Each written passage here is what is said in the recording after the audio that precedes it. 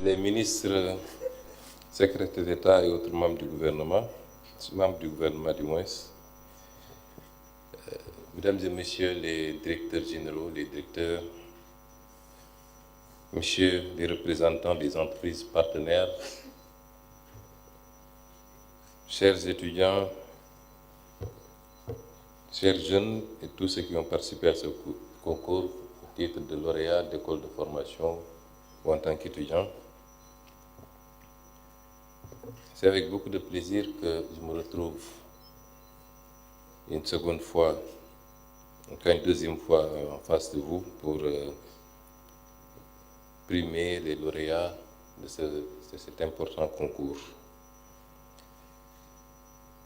Et je félicite tous ceux qui ont participé, sans exception, y compris ceux dont les dossiers n'ont pas été présélectionnés. Ils ont le mérite d'avoir essayé, d'avoir conçu, d'avoir innové. Et ils méritaient tous d'être ici avec nous aujourd'hui. Et ce n'est pas parce qu'ils sont là qu'ils sont moins méritants. Les concours sont sélectifs et il y a toujours une dose de subjectivité dans les sélections. J'ai réquisitionné le chèque de la lauréate, le premier prix, parce que il se trouve que c'est ma nièce. Elle est la fille à ma petite sœur, et je vais lui garder ce chèque pour être sûr qu'il a été bien utilisé. Je peux vous rassurer qu'il n'a pas... J'ai découvert sa participation au concours lorsque je suis venu à Diamniadio. Elle m'a toujours caché être en train de faire des travaux dans ce sens. Ça a été une agréable surprise. C'est quand j'ai quitté le concours, parce que je n'avais pas assisté à la fin, qu'on m'a appelé pour dire qu'elle a remporté finalement le premier prix. Je voudrais la féliciter et surtout féliciter tous les lauréats, les 4 premiers prix, les 21 qui ont concouru, et vous dire que vous devez être fiers de vous. La plupart d'entre nous ici présents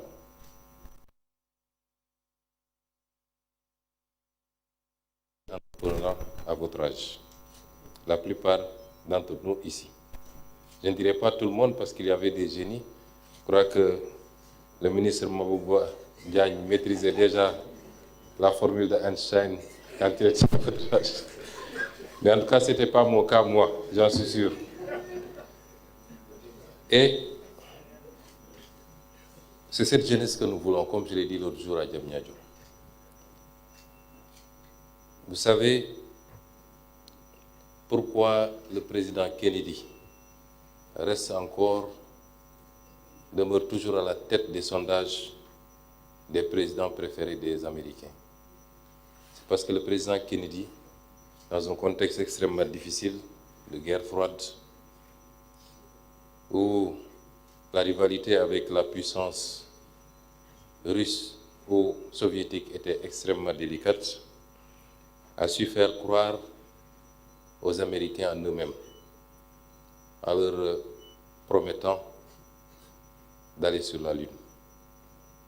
Beaucoup pensaient que c'était un éléphant blanc, et pourtant, indépendamment des théories complotistes, l'histoire retient qu'il a pu réaliser ce rêve de grandeur pour les Américains. C'est ce que nous voulons avec la jeunesse sénégalaise. Quand on vous parle, on ne vous parle pas en tant que politicien tel que vous les connaissez. Nous ne vous vendons pas des rêves, nous ne nous vendons pas des idées auxquelles nous ne croyons pas nous-mêmes, simplement pour avoir votre carte d'électeur. Et c'est pourquoi nous vous indiquons le chemin, parce que c'est le difficile qui est le chemin en réalité. Et c'est pourquoi quelquefois nous croisons le fer même avec vous, parce qu'on ne change pas un pays dans la facilité. Et tout ce que nous avons entrepris ou engagé ou promis aux Sénégalais, dans le sens de redresser ce pays, de le remettre sur les rails, d'en faire un pays adossé sur des valeurs, certes, mais un pays bien gouverné. Un pays qui sait susciter l'espoir au sein de ses populations, et particulièrement jeunes.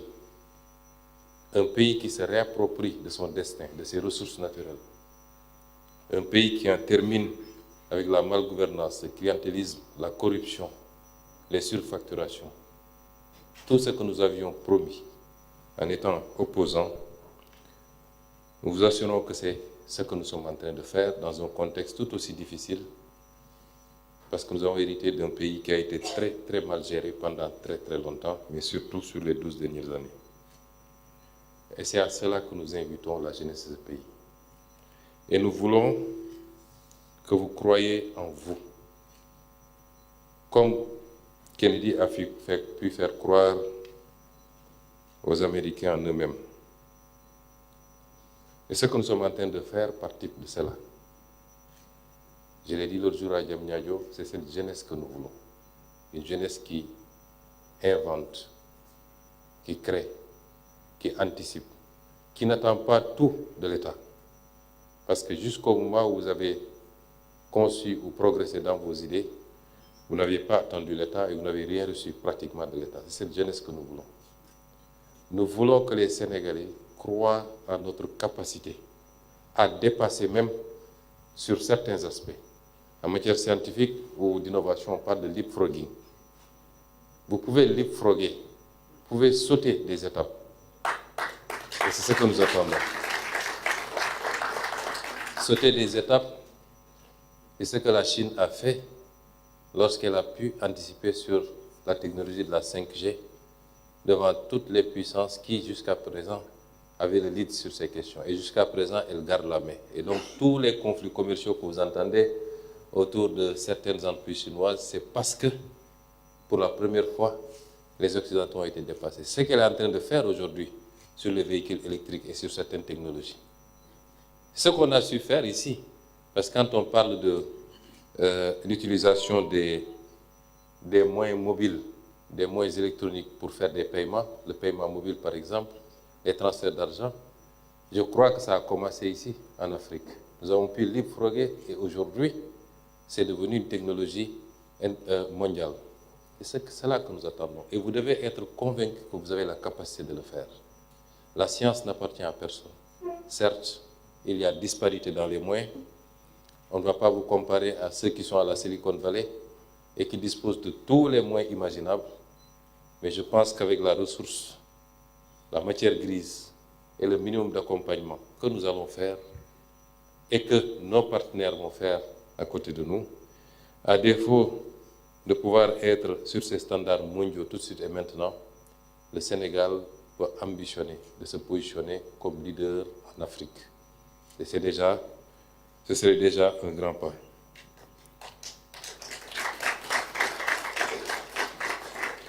Nous allons vous accompagner. Le numérique, c'est le présent du monde, mais c'est surtout son avenir. Même les guerres que nous ne souhaitons pas, parce que c'est la destruction de biens, c'est les vies humaines qui sont perdues. Même la guerre est devenue une guerre numérique. C'est l'intelligence artificielle. Et vous avez vu tout le débat qu'il y a eu entre le gouvernement américain et certaines entreprises d'intelligence artificielle qui ont refusé de livrer leur technologie pour participer à la guerre en Iran. Aujourd'hui, on parle de plus en plus d'une guerre qui serait menée peut-être par l'intelligence artificielle, par des robots, pour limiter les pertes en vies humaines. Ce n'est pas le meilleur exemple que je donne là. Je voudrais donner plus des exemples constructifs qui contribuent à bâtir l'économie, à créer de la richesse, de la valeur, à améliorer la qualité des soins, ainsi de suite. Mais je voulais simplement vous donner quelques indications sur ce que représente aujourd'hui le numérique. Et c'est pourquoi le Sénégal, si le Sénégal, et c'est valable pour n'importe quel pays, tout pays qui négligerait ce secteur, qui ignorerait sa jeunesse numérisée, est un pays qui est voué aux gémonies dans le classement des nations. Et c'est pourquoi le gouvernement du Sénégal, à travers cette initiative portée par le ministère de la fonction publique, que je félicite une fois de plus, accompagné par le ministère des télécommunications et du numérique, a accordé et continuera à accorder énormément d'importance à ce concours qui sera amélioré d'année en année pour être sûr d'en faire un levier de motivation pour la jeunesse que vous constituez. Évidemment, et je suis ravi de voir qu'on ne se limitera pas. J'ai posé la question d'ailleurs dernièrement à Diamniadio de savoir qu'était devenu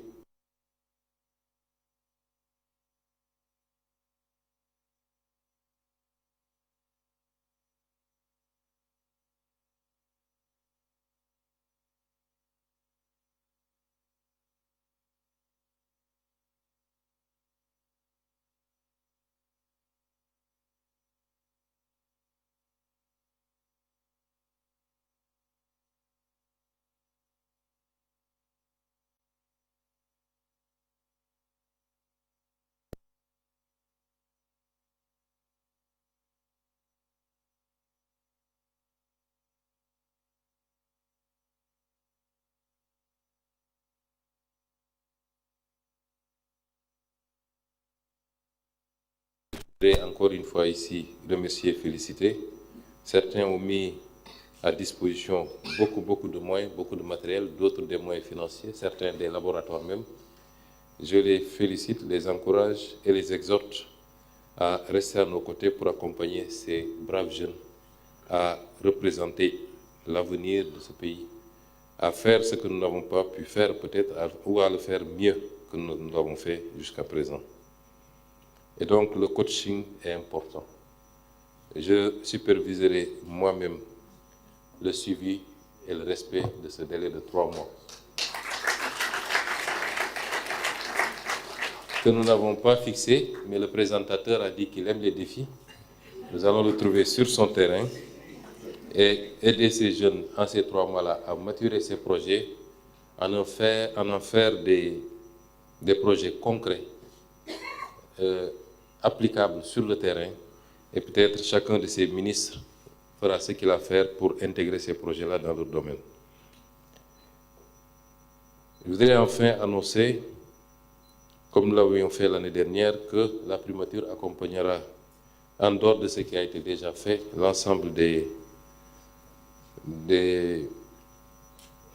candidats, tous ceux qui ont concouru, les 21 je veux dire, et chacun recevra de la primature un accompagnement dont je ne prononcerai pas le montant ici. L'année dernière, j'avais fait l'erreur de prononcer un montant sans consulter mes services techniques, mais le DAGE, je crois, est déjà là. Mais chacun des 21 projets sera accompagné financièrement par la primature, comme on l'avait fait l'année dernière. Je voudrais enfin me réjouir de constater, comme l'année dernière d'ailleurs, la forte présence, pour ne pas dire la prééminence des jeunes filles dans ce concours. C'est devenu quasiment une répétition. On est habitué maintenant à ça, aux cérémonies des concours généraux. De manière générale, on a plus de filles que de garçons. Dans le Goverton, on le remarque également. C'est très encourageant pour le pays, pour l'équité que nous souhaitons, pour le relèvement du niveau de participation de cette catégorie sociétale extrêmement importante dans l'effort de construction de ce pays. Et à travers les filles lauréates de cette année, je voudrais encourager, exhorter toutes les filles à se concentrer, particulièrement à cet âge, davantage et beaucoup plus à leurs études, leur formation, ou quel que soit le domaine dans lequel elles évoluent, à se concentrer davantage à cela, parce qu'elles sont une bonne partie de l'avenir du pays, et je dois même pouvoir dire qu'elles sont au minimum 51% de l'avenir de ce pays. Je vous remercie. Merci beaucoup, Monsieur le Premier ministre, pour l'accompagnement et les belles annonces. Vous nous permettrez également de remercier l'ensemble des sponsors. Expresso qui a donné 20 millions de francs CFA, CDC 20 millions, La SAR 10 millions, EcoBank 20 millions, Omo Group 10 millions, Wave 10 millions pour Autonome de Dakar 10 millions, YAS 5 millions, Atos 5 millions, ADPME 5 millions. Merci Monsieur le Directeur Général Alpha Thiam pour la présence et l'accompagnement. Stellarix a donné également 500 000. Merci beaucoup Madame la Directrice Générale, Madame Nafi Diagne. Le COUD a donné 5 millions de francs CFA. Merci beaucoup. Merci à l'ensemble des directeurs généraux qui sont avec nous. Monsieur Elhaj Malik Gueye, merci beaucoup. Et la séance est levée. Merci à toutes et à tous.